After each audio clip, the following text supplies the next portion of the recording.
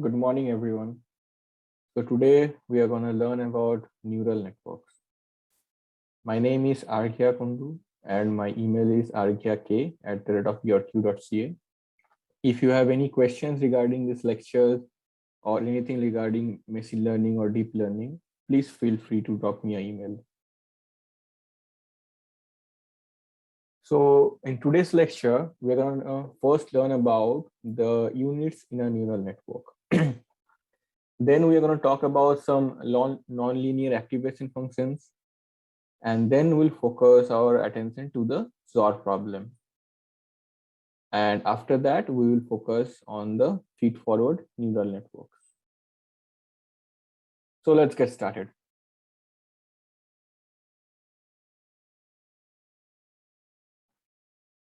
Here we introduce the individual computing units that make up a neural network.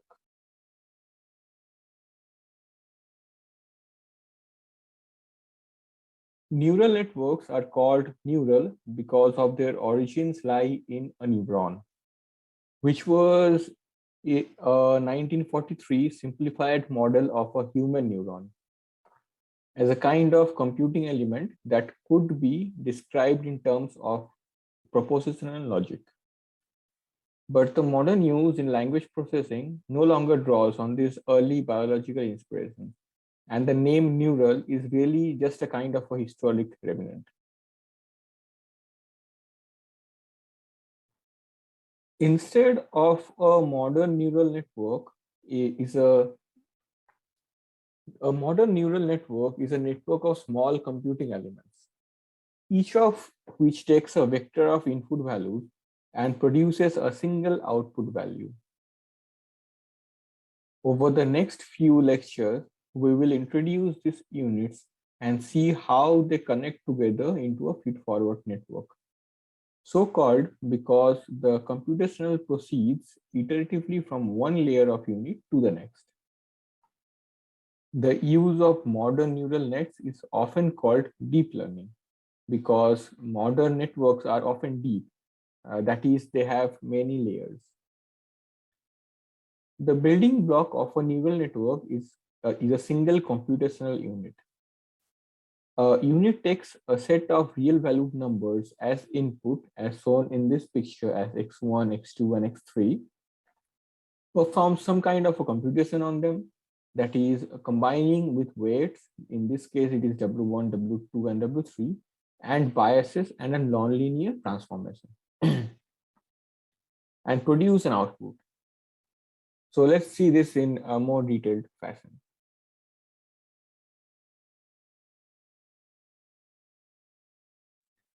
At its heart, a neural unit is taking a weighted sum of its input with one additional term in the sum called the bias term. Given a set of inputs from x1 to xn, a unit has a set of corresponding weights w1 to wn and a bias b. So the weighted sum z can be represented as b plus w1 dot x. Often it is more convenient to express this weighted sum using vector notation. That is a scalar z computed from the dot product of a weighted vector w and an input vector x plus the bias term b. Finally, instead of using z, a linear function of x as our output neural units, apply a nonlinear function f z to z. We will refer to the output of this function as the activation function for the unit A. That is, A is the activation function for this unit. And in most cases, this is a nonlinear activation function. Since we are just modeling a single unit, the activation for the node is in fact the final output of the network, which will generally called y. So the value of y is defined as y equals to a, the activation function, is equal to f of z.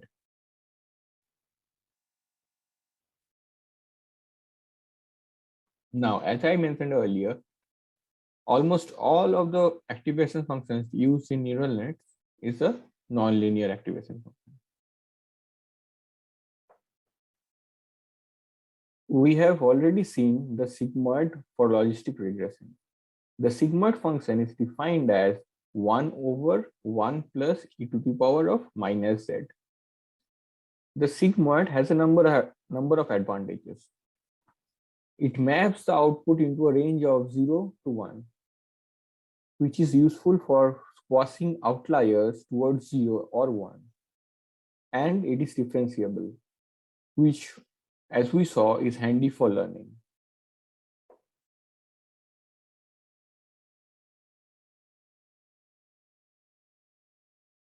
So here's the function that a simple unit with a sigmoid activation function is computing for an input of x and a weighted vector of w and a bias term b.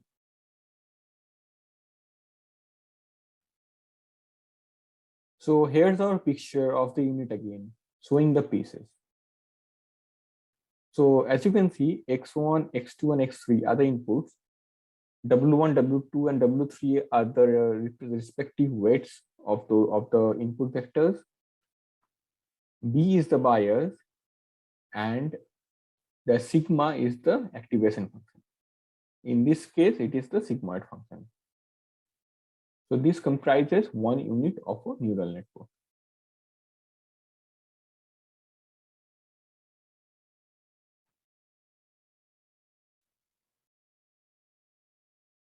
Let's walk through an example just to get an intuition.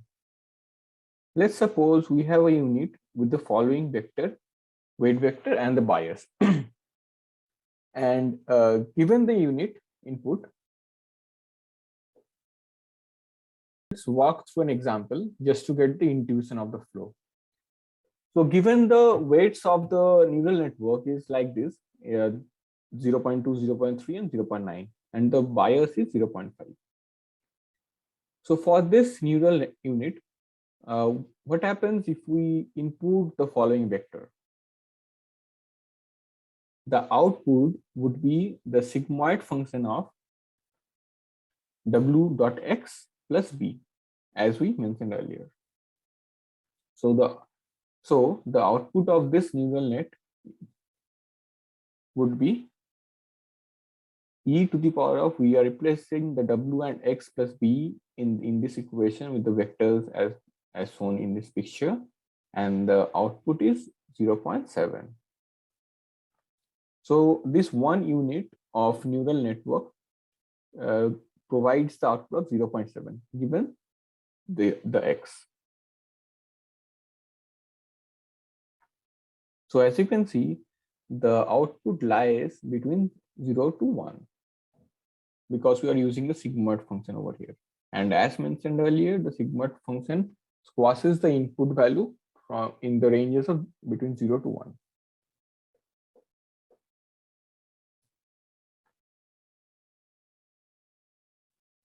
Now, one important thing to note here is that in practice, the sigmoid is not commonly used as an activation function. A function that is very similar but almost always better is called the tan-h function. The tan-h is a variant of the sigmoid that ranges between -1 to 1.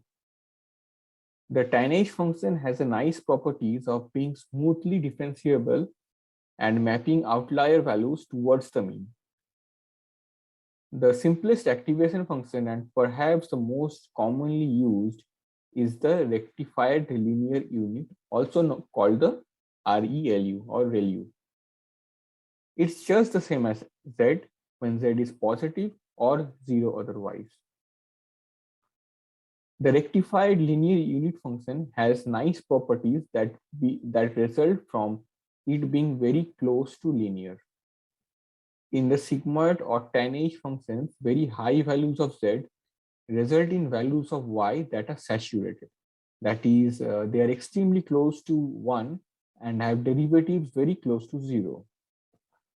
Now, 0 derivatives cause problems for learning That is, the gradients that are almost zero cause the error signal to get smaller and smaller until it is too small to be used for training.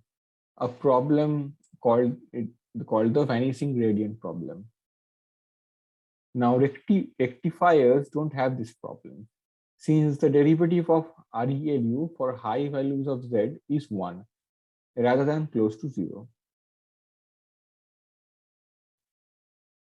Now let's talk about the ZOR problem.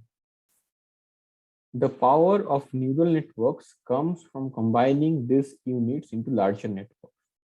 One of the most clever demonstration of the need for multi-layer networks was the early work by Minsky and Pepper in 1969, that a single neural unit cannot compute some very simple functions of its input.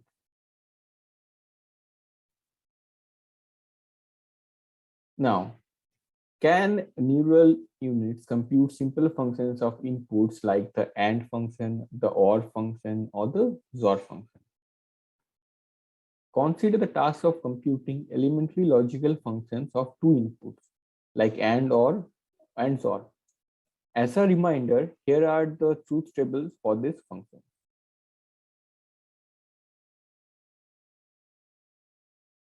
This example was first shown for the perceptron or the neural unit, which is a very simple neural unit that has a binary output and does not have a nonlinear activation function. The output y of a perceptron is 0 or 1 and is computed as follows. That is, using the same weight W, the input X, and the bias B we have already shown.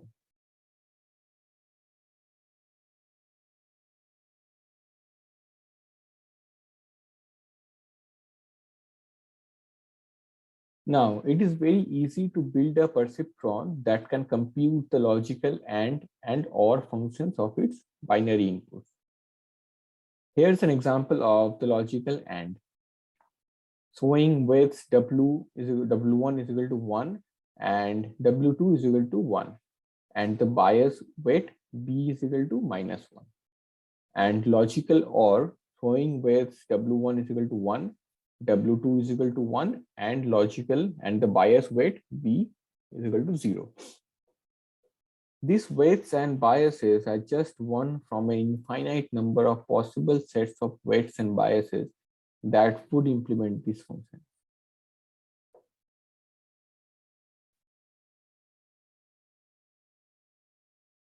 Now, let's see what happens with the values of 1 and 0 for the AND function. For the values of x1 is equal to 1 and x2 is equal to 0, the w dot x would be calculated as w 0, and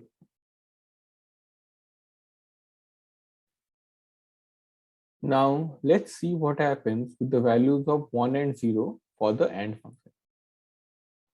For the values of x1 is equal to 1 and x2 is equal to 0, with the bias of -1, that is p, the bias term for the AND perceptron, it is -1.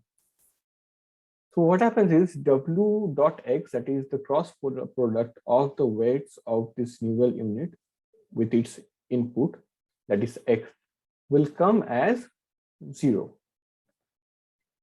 And so the w dot x plus b, that is the output of the perceptron of this neural unit, it will be -1. So as the value is less than 0, the final output would be 0. So the output of this AND gate would be 0 given the input is 1 and 0.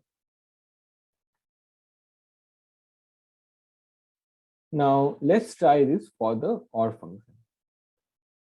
Given the input as 1 and 1, that is x1 is equal to 1 and x2 is equal to 1, and the bias term as 0, the w dot x would be 1 And if we plus b, that is the bias term, the value would be 1.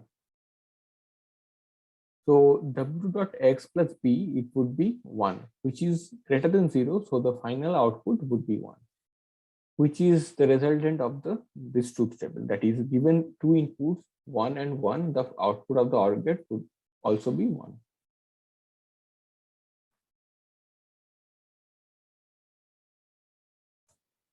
Now, is this possible for a XOR gate? That is, can we build a XOR gate using the perceptron? Now pause the lecture for a minute here and try to figure it out yourself first.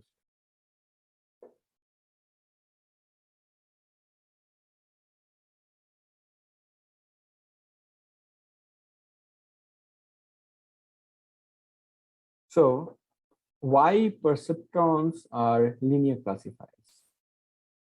Why? Crucially, the perceptron is a linear classifier. For a two-dimensional input x1 and x2, the perception equation, that is w1 x1 plus w2 x2 plus b, where b is the bias term, is 0. This is the equation of a line, basically. We can see this by putting it in a standard linear format. That is, x2 is equal to minus of w1 by w2 into x1 plus minus b by w2, which forms the standard equation of a line. Now, this line acts as a decision boundary in two-dimensional space, in which the output 0 is assigned to all inputs lying on one side of the line, and the output 1 to all inputs lying on the other side of the line. If we had more than two inputs, the decision boundary becomes a hyperplane instead of a line, but the idea is the same, that is separating the space into two categories.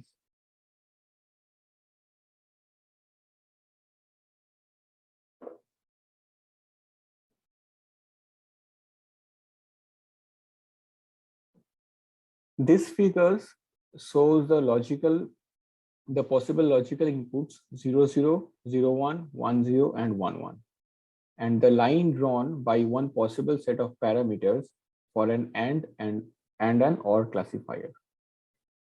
Notice here that there is simply no way to draw a line that separates the positive cases of XOR, that is 0, 1, and 1, 0, from the negative cases, that is 0, 0, and 1, 1.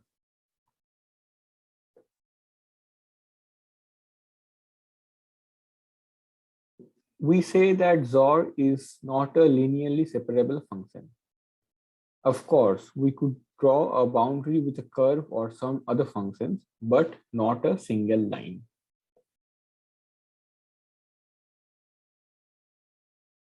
Now let's see an example of how to compute XOR using two layers of a ReLU-based units. Now here ReLU stands for the rectified linear units. The middle layer called H has 2 units, and the output layer called Y has 1 unit. These weights and biases will compute XOR. So consider the input X as 0, 0. If we multiply each input value by an appropriate weight and sum and then add the bias B, we get the vector 0 and comma minus 1, right? To this, we apply the ReLU and we get 0, 0. So the final value is 0. So for the input of 0, 0, the final value comes as 0.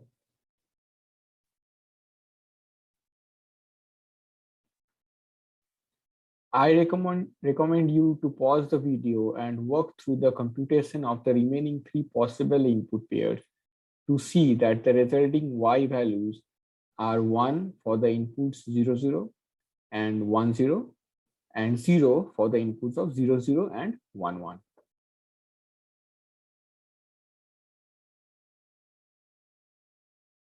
It is also instructive to look at the intermediate results.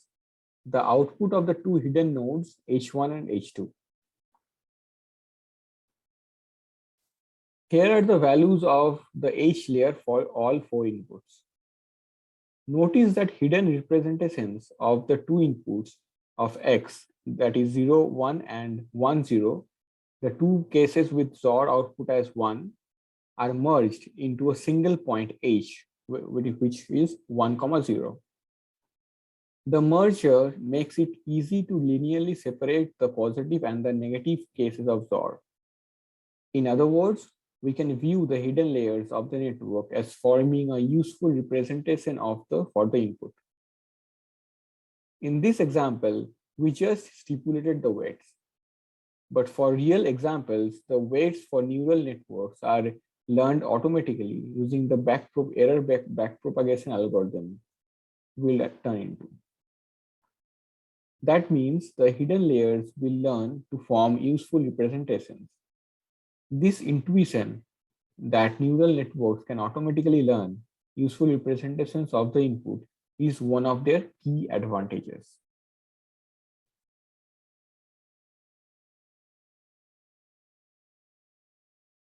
So we have shown why single units cannot compute XOR and how multi-layer networks with nonlinearities are able to form new representations that make it possible to solve the problem. Here we introduce the simple feedforward network. While NLP uses many more complex kinds of networks, for example, the RNN, the transformer, attention, but this simple feedforward network is still an important tool and underlies this more complex kind of networks. A feedforward network is a multi-layer network in which the units are connected with no cycles. That is, the outputs from units in each layer are passed to units in the next higher layer, and no outputs are passed back to lower layers.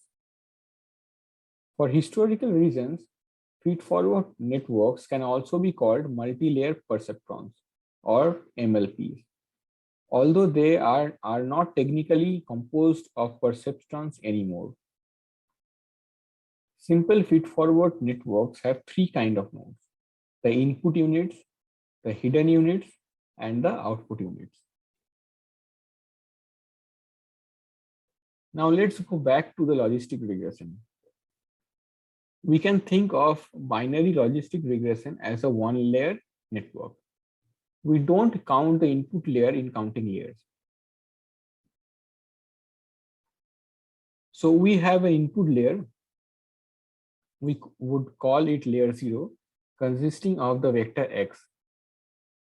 We multiply x, b with b, the weight matrix, add the scalar bias b, and then the first layer. The output layer computes a scalar y with the sigmoid of w dot x plus b.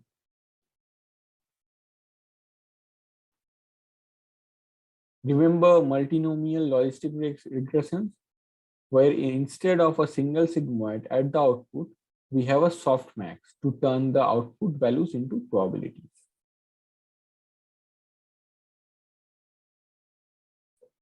This is a fully connected single layer network. By the term fully connected, we mean that each of the units of the neural net gets each of the outputs, each of the inputs.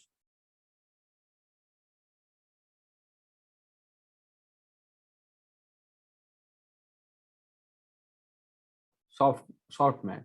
Softmax is a generalization of the sigmoid function. For a vector z of dimensionality k, the softmax function is as presented in the equation.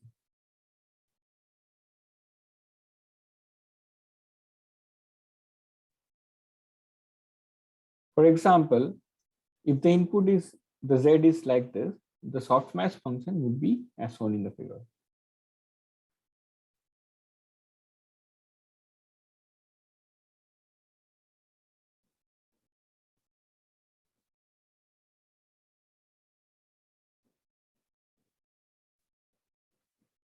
So as you can see, the given input of the softmax function has been turned into a probabilistic distribution. That is, the values of the output lies between 0 and 1. And the addition of this is 1.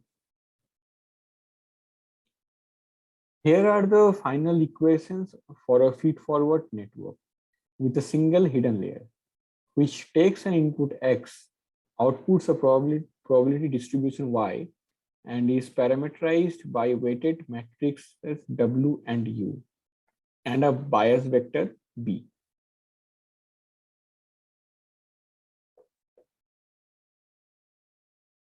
Each element Wji of the weight matrix W represents the weight of the connection from the ith input unit Xi to the jth hidden unit Hj. We are showing the activation functions here as sigma, but it can be a sigmoid, tanh, or a Rayleigh activation function we defined earlier. Notice that we are applying the sigma function here to a vector, allowing sigma to apply to a vector element wise. So the sigma function of z1, z2, z3 combined is equal to the sigma function of z1, the sigma function of z2, and the sigma function of z3. As we saw in the lecture on XOR, the resulting value h for hidden forms a representation of the input. The role of the output layer is to take this new representation h and compute a final output. This output could be a real valued number, but in many cases, the goal of the network is to make some sort of a classification decision. And so we will focus on the case of classification. If we are doing a binary task like sentiment analytic classification, we might have a single input, a single output node, and its value y is the probability of positive versus negative sentiment. The output layer has a weight matrix U, but some models don't include a bias vector B in the output layer. So we will simplify by eliminating the bias vector in this example. The weight matrix is multiplied by its input vector H to produce the intermediate output Z. So Z is equal to U dot H. And then we use the sigmoid to turn this into a probability.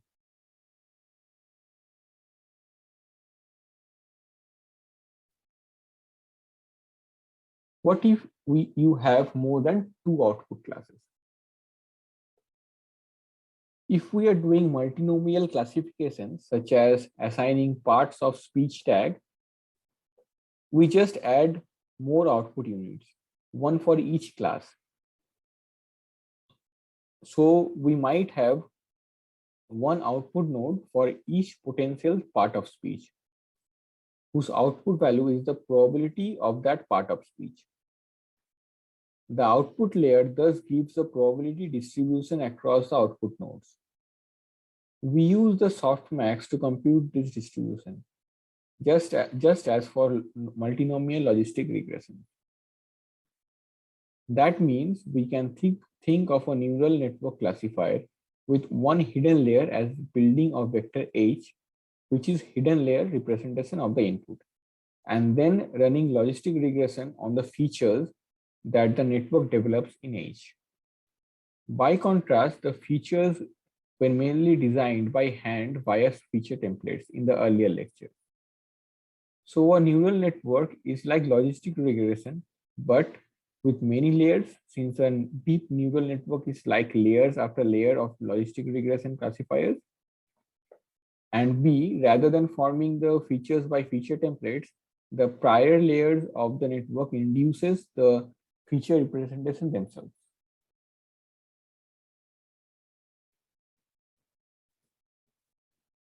Let's now set up some notations to make it easier to talk about deep networks of depth more than 2. We will use subscripts in square brackets to mean layer number, starting at 0 for the input layer. So W1 will mean the weight matrix for the first hidden layer. B1 will mean the bias vector for the first hidden layer. We will use G to stand for the activation function, which will tend to be ReRelu or tanh for intermediate layers and softmax for output layers. We will use AI to mean the output from layer I, and Zi to mean the combination of weights and biases. The inputs X will refer to more generally as A of 0. Thus, we can represent our two-layer network as follows.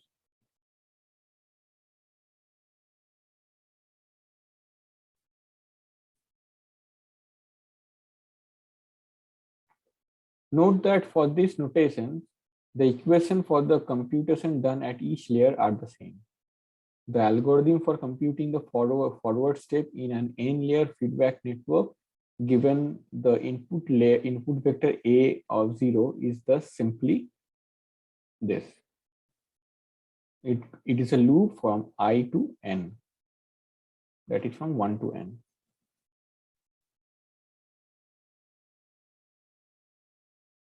In describing networks, we will often use a slightly simplified notation that represents exactly the same function without referring to an explicit bias node P. Instead, we add a dummy node A0 to each layer whose value will always be 1. Thus, layer 0, the input layer, will have a dummy node A0 to the power of 0 is equal to 1. The layer 1 will have, the layer 0 will have A of 0 to the power of 1 is equal to 1, and so on. This dummy node will still have an associated weight, and that weight represents the bias value B.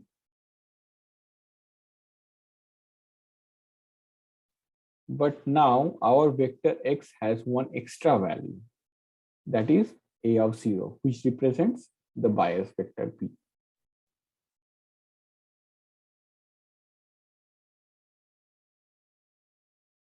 So instead of the hidden layer output as sigma W dot X plus B, it becomes sigma of H is equal to sigma of W dot X, as X already contains the bias value, that is X0, which was earlier B. We'll continue showing the bias as B for the learning examples in the next lectures. But afterwards, we will switch to this simplified notation without explicit bias terms. Thank you.